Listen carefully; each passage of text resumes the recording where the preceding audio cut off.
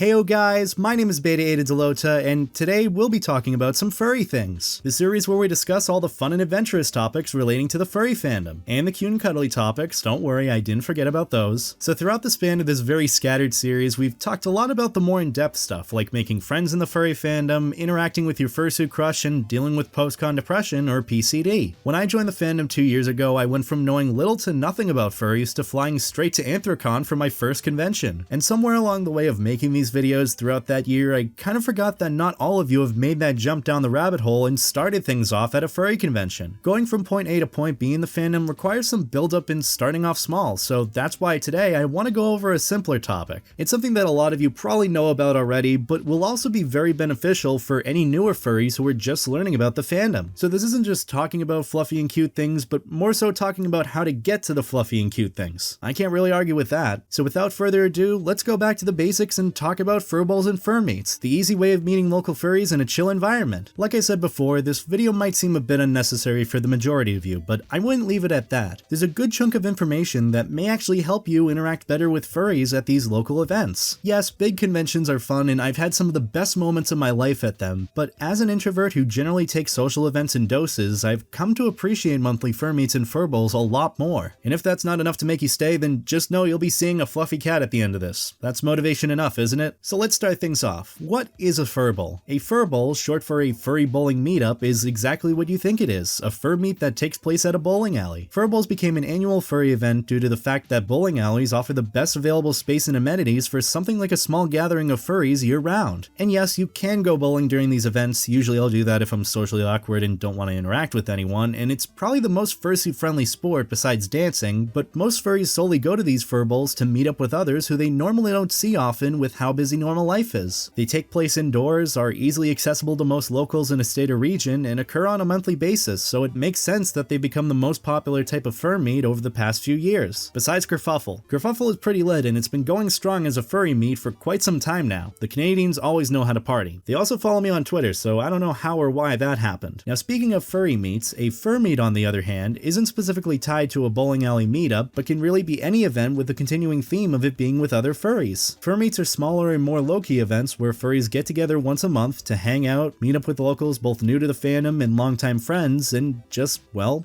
hang out. I cannot emphasize the amount of hanging out at these meetups, though there are other event options for those looking to partake in more exhilarating activities. You could not have phrased that any worse, could you? Furmeets can range from your monthly Furbowl to summer barbecues and cookouts to more adventurous activities like skiing meetups during the winter. So if you have another hobby or interest you really enjoy outside of the fandom, these Furmeets are definitely for you. A pretty good example that you've actually seen some footage from already is the Furry Go-Kart meet that takes place once a month in Hadley, Massachusetts. This was actually my first ever fur meet I attended when I started getting involved in the local furry scene, and 1 year later it's still going strong. I went to it just recently and had just as much fun as I did last year. And that's coming from someone who's very used to the furry convention environment and has been to more of those than actual meets. I have to go to more fur meets, I'm just saying. But how do you find these Furmeets and Furbowls local to your home state or area? Well, I did some research on this. I put myself in the perspective of being new to the fandom and not really knowing any other furries or events local to my area. As a newbie furry, I'm trying to get more involved in the local furry scene, but I don't know where to start. And in all honesty, after 2 months of researching, there isn't an easy way to learn where or when these events are. I had a lot of trouble finding a direct method even as someone who is experienced in this stuff. Although the one thing I didn't touch was Facebook. Facebook scares me. But the first step you can take, which is kind of the key to all of this, is by networking, or simply asking around in your local furry state group chats. Or I guess in any furry group chat that's remotely active. Whether you primarily use Facebook or Telegram, there is almost definitely a furry group chat or page dedicated to your local state or region, especially if you live in a heavily populated area. Now it may be a bit complicated to find these group chats and you'll probably need permission to join specific ones, but with a little bit of time, research, and primarily asking around, you should have some luck finding the active ones. The next thing you'll want to do once you join your state group chat is become more acquainted with some of the members and ask around to see where or when any local meets will occur. And if you're uncomfortable with asking the entire group chat, just message the moderators or admins who run it. But before I go on, let's just take a step back. I can see why the idea of randomly DMing someone is kinda stressful. In fact, I've been giving you guys nothing but directions on who to message or where to go, and it's just a lot. Especially for those of you starting out where this is your first time, it's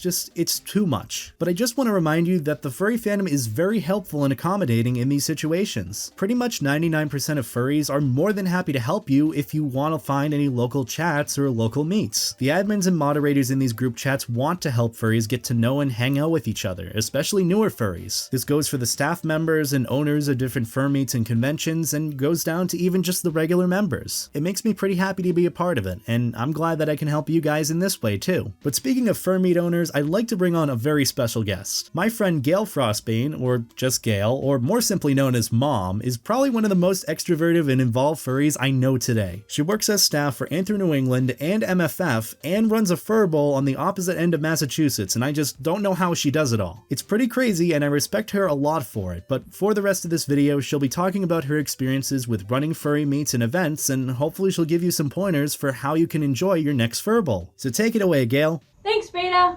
I actually started working for the Mass Furbowl in 2011, but it was started in December of 2010 with Fuse and Spubs. I took over when Spubs had to move away. And so I have been running the Mass Furbowl since 2011. Fur meet organizers, if you're watching this, it is super duper important that if you see a fur that you've never seen before at your meet, go up and say hi, introduce yourself, make it known that, hey, I run the fur meet. If you have any questions, please let me know. Make them feel welcome and comfortable. This also goes for furries who are attending these meets regularly. If you see a fur that you've never seen before, don't be afraid to go up and just say, hey, how are you? It's nice to meet you. My name's blah blah blah. Is this your first fur meet? You might learn that, you know, they just moved in from another area, or they're going to school at the same school as you are. That's one of the greatest things about furries, is we have all of these cool opportunities to make friends. And fur meets are a perfect place for that. Really, there's a lot of people who their first interaction ever with other furries will be one of these local fur meets or Furbowls. So it's really, really important that we try and help them feel welcome and have fun. Because, you know, we were all new to the furry fandom once, and it was because of maybe a certain event or a certain someone that we did feel welcome and that we did want to continue to explore the fandom and all it had to offer. Just remember to be nice, make friends, offer hugs, and have a really good time. And don't forget, make sure you're safe at all of these events. That's what talking to the organizers is for. If you ever feel unsafe, just talk to the organizer. Say, hey, could I speak to you in private for a moment? That's all you have to say, and an organizer is going to know, okay, and step away from everybody else and make sure that you can have a nice conversation about whatever it is that's bothering you.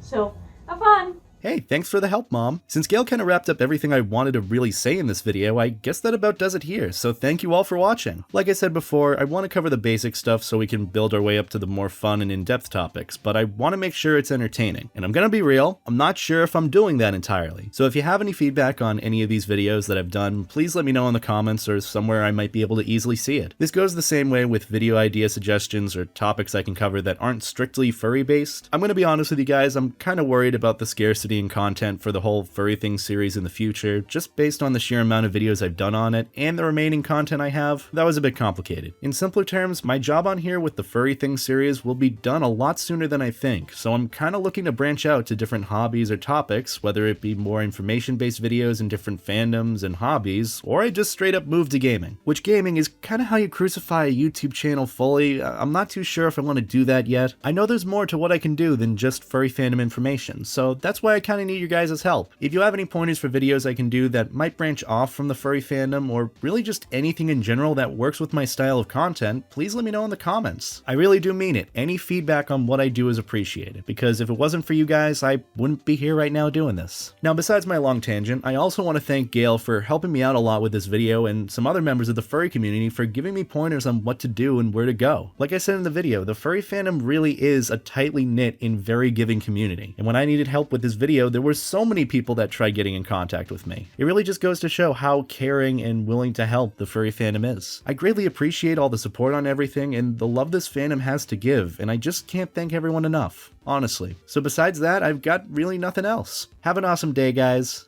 and as always, stay life jacket. Take care.